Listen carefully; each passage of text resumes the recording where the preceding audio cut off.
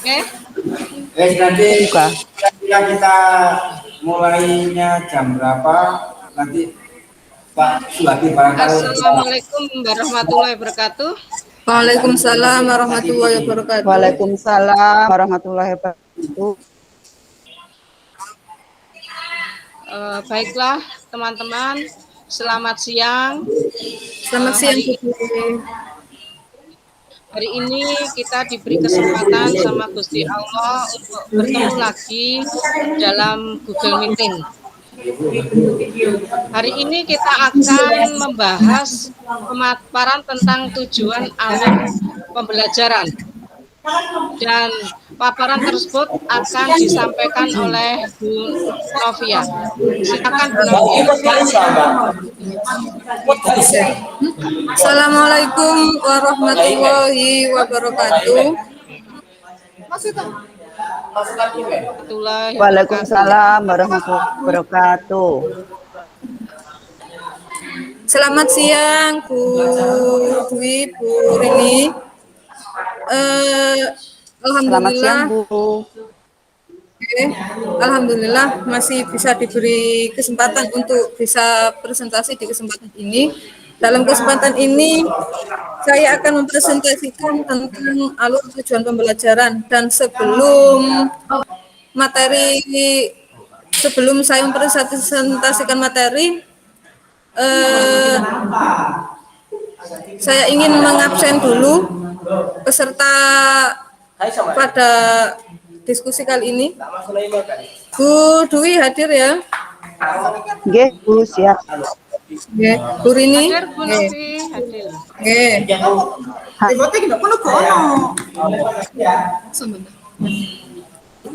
Assalamualaikum warahmatullahi wabarakatuh.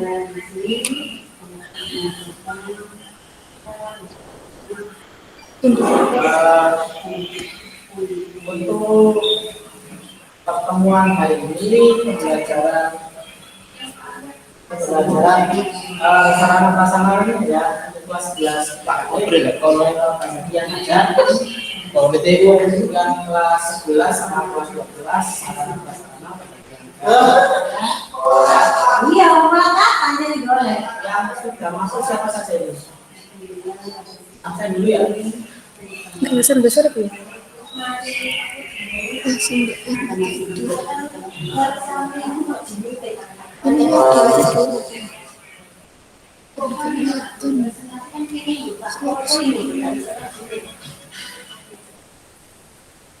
dulu ya.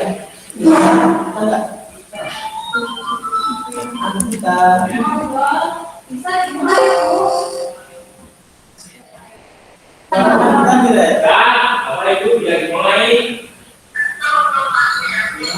itu dong. Jawab. Bisa gini tuh Bu. Iya, nanti untuk pengertian alur tujuan pembelajaran adalah alur pembelajaran adalah rangkaian tujuan pembelajaran yang disusun secara logis menurut urutan pembelajaran sejak awal hingga akhir suatu fase. Alur ini disusun secara linier sebagaimana urutan kegiatan pembelajaran yang dilakukan dari hari ke hari.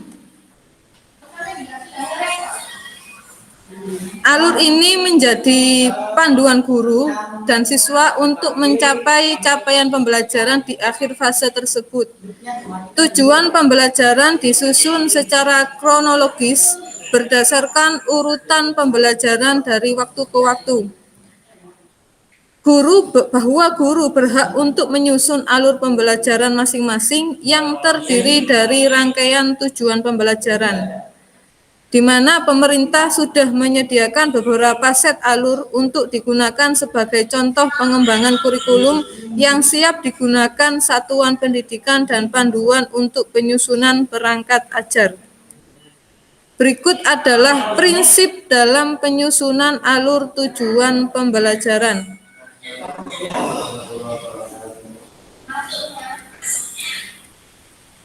Prinsip pertama yaitu sederhana dan informatif.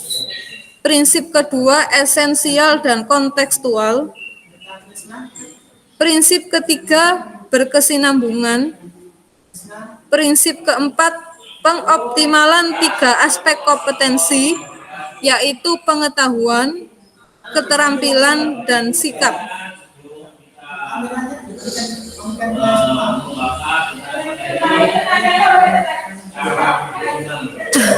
Setelah prinsip alur tujuan pembelajaran, yang selanjutnya adalah prosedur atau langkah penyusunan alur tujuan pembelajaran. Langkah pertama, melakukan analisis capaian pembelajaran yang memuat materi dan kompetensi pengetahuan, keterampilan, dan sikap. Langkah kedua, identifikasi kompetensi di akhir fase dan kompetensi-kompetensi sebelumnya yang perlu dikuasai oleh peserta didik sebelum mencapai kompetensi di akhir fase.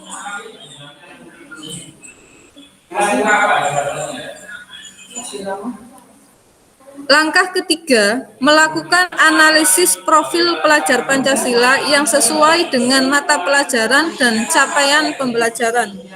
Langkah keempat, merumuskan tujuan pembelajaran dengan mempertimbangkan kompetensi yang ingin dicapai.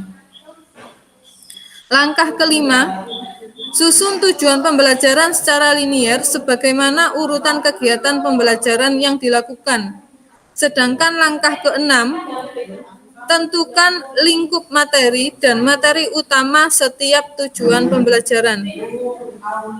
Untuk langkah terakhir yaitu langkah ketujuh, yakni berdasarkan perumusan tujuan pembelajaran, tentukan jumlah jam pelajaran yang diperlukan. Untuk pemaparan materi saya kira cukup, dan barangkali ada yang bertanya, monggo. Baiklah, itu tadi pemaparan dari Bu Novi. Mungkin ada yang belum paham atau yang ingin bertanya, silakan.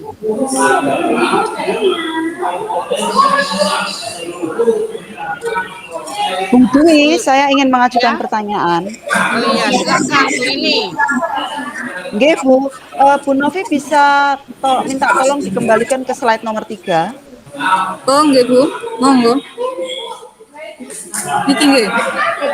Nggih, oke.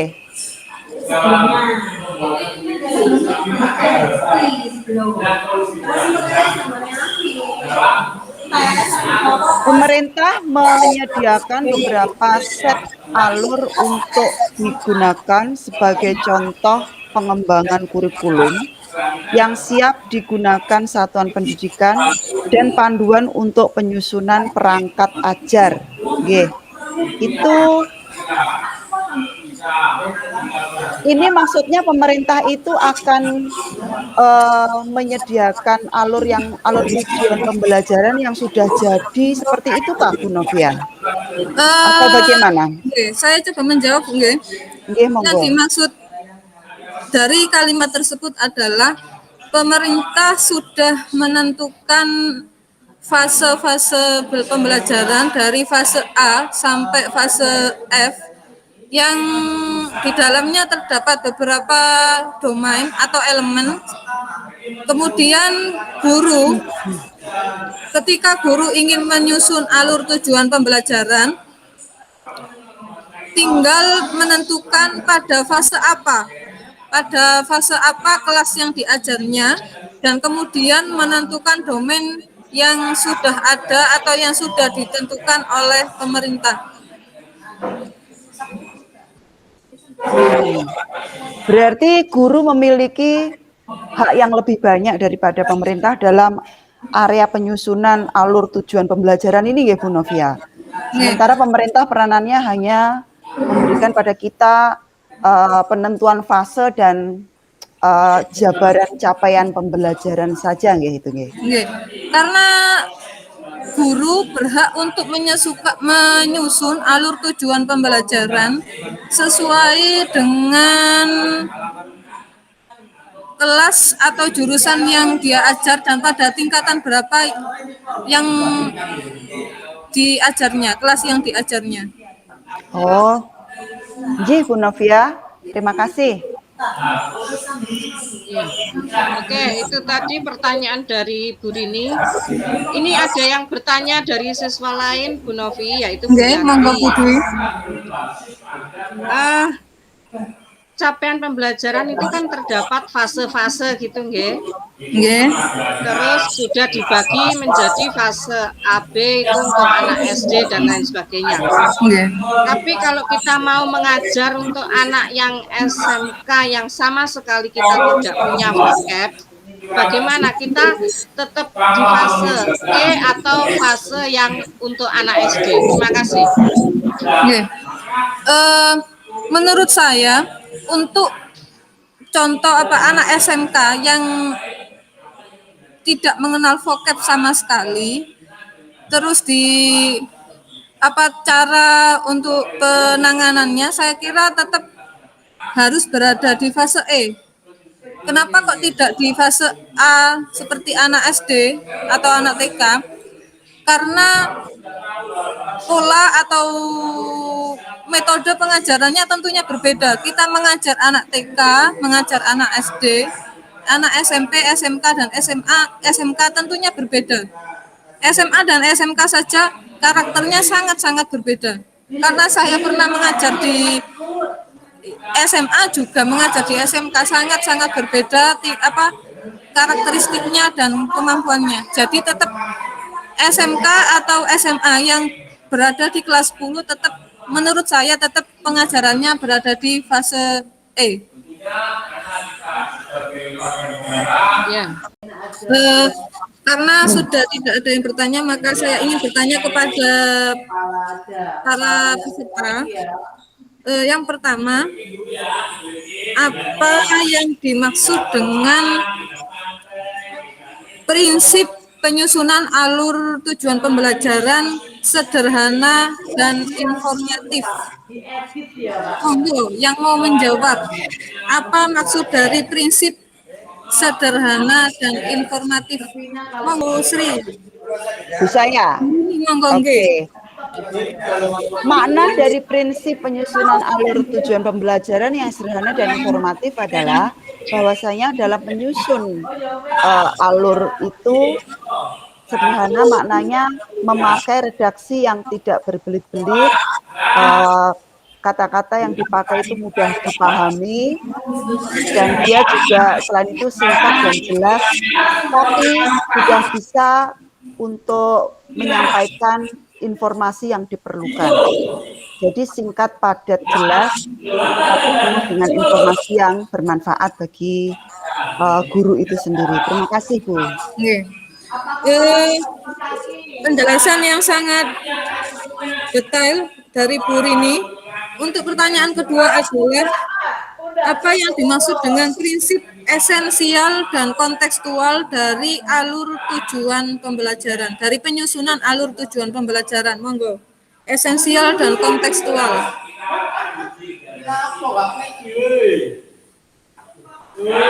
Bu Dwi, monggo. Ya, esensial maksudnya di sini berarti asli dari pemikiran, dari kegiatan pembelajaran yang dialami guru itu sendiri, bukan plagiat dan lain sebagainya. Sedang kontekstual itu berdasarkan konteksnya sesuai dengan aturan-aturannya. Terima kasih. Oke.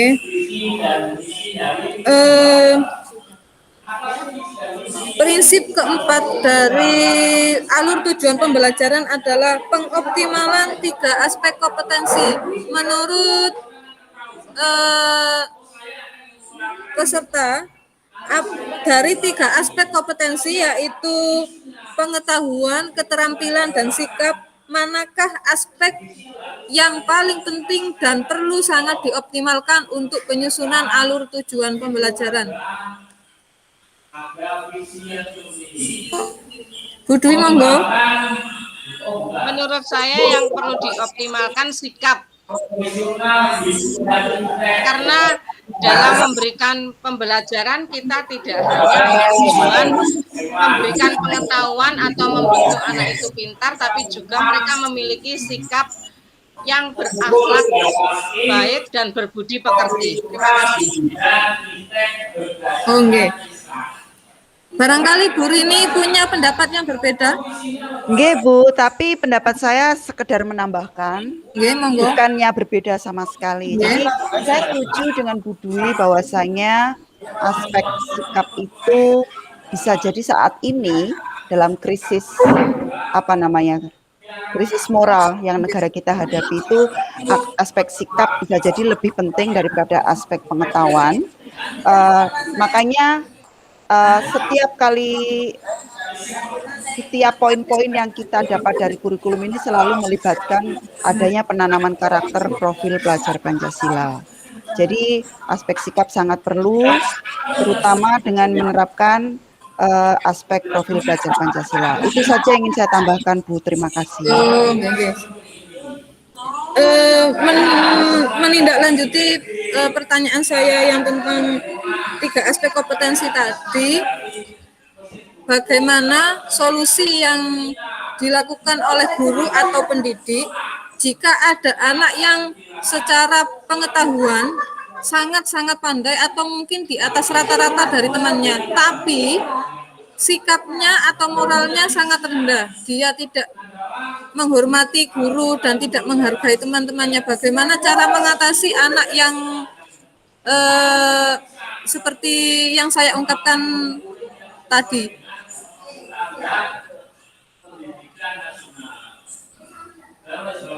Monggo, barangkali ada yang punya pendapat, Bu Dwi, monggo. Oke, tentunya kita langkah pertama menasehati itu pasti. Tapi kalau menasehati kok tidak mempan, kita panggil sendiri anak itu.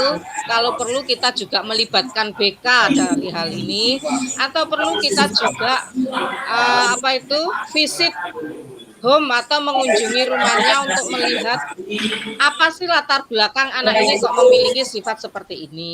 Jadi bisa kita dekati dengan persuasif, dengan personal, Bu, kalau memang anaknya sulit untuk diajak kerjasama. Terima kasih. Oke. Bu Rini barangkali mau menambahkan? Nggih, Bu. Menurut saya langkah-langkah yang tadi sangat tepat dan mungkin ada latar belakang dari siswa yang memiliki sikap yang buruk seperti ini, mungkin dia memang kurang perhatian. Nah, kalau misalkan kita bisa menyisihkan perhatian yang lebih dengan pendekatan ke siswa ini, mungkin ya dengan lewat WA, sering ajak dia ngobrol lewat WA, karena kan ini masa pandemi, jadi semuanya serba daring, itu mungkin bisa membuat dia lebih berlembut hati. Kalau dia sudah begitu, maka akan lebih mudah kita mau memberikan penanaman pemahaman tentang sikap-sikap yang lebih baik itu bagaimana. Jadi kita harus mendekati siswanya dulu juga. Dan kita bangun hubungan yang bagus, mungkin bukan seperti guru dan murid, tapi lebih seperti teman sekelas. Bisa jadi bahwa kita seperti kakaknya, suatu saat kita akan seperti jadi orang tuanya. Jadi seperti itu. Insya Allah dengan segala cara kita pasti bisa membentuk kepribadian yang lebih baik dari siswa seperti ini. Terima kasih. Terima kasih atas penjelasan dari Bu Rini dan Bu Dwi. Sebelum saya mengakhiri sesi ini, saya akan menyimpulkan materi yang telah saya sampaikan.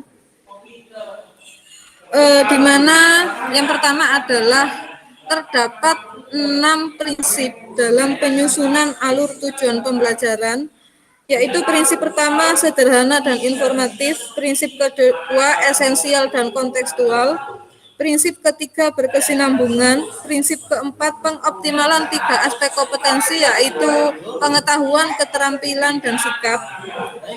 Prinsip kelima, operasional dan aplikatif. Prinsip keenam, adaptif dan fleksibel. Kemudian, Poin yang kedua adalah prosedur penyusunan alur tujuan pembelajaran. Yang pertama, langkah pertama adalah melakukan analisis capaian pembelajaran. Yang kedua, langkah kedua, identifikasi kompetensi-kompetensi di akhir fase dan kompetensi-kompetensi sebelumnya. Langkah ketiga, melakukan analisis setiap elemen. Langkah keempat, berdasarkan identifikasi kompetensi-kompetensi inti di akhir fase. Langkah kelima, susun tujuan pembelajaran secara linier sebagaimana urutan kegiatan pembelajaran yang dilakukan dari hari ke hari. Langkah keenam, tentukan lingkup materi. Dan langkah terakhir adalah berdasarkan perumusan tujuan pembelajaran, tentukan jumlah jam yang diperlukan. Demikian ringkasan materi dari saya. Semoga bermanfaat bagi kita semua dalam proses pembelajaran di kelas. Cukup sekian dari saya. Assalamualaikum warahmatullahi wabarakatuh.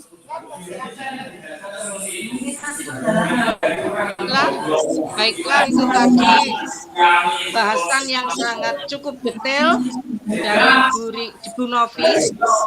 Dan karena waktu kita telah selesai, marilah kita tutup acara dengan hamdalah. Alhamdulillah. Terima kasih atas perhatiannya. Terima kasih atas perhatiannya. Assalamualaikum warahmatullahi wabarakatuh. Waalaikumsalam warahmatullahi wabarakatuh.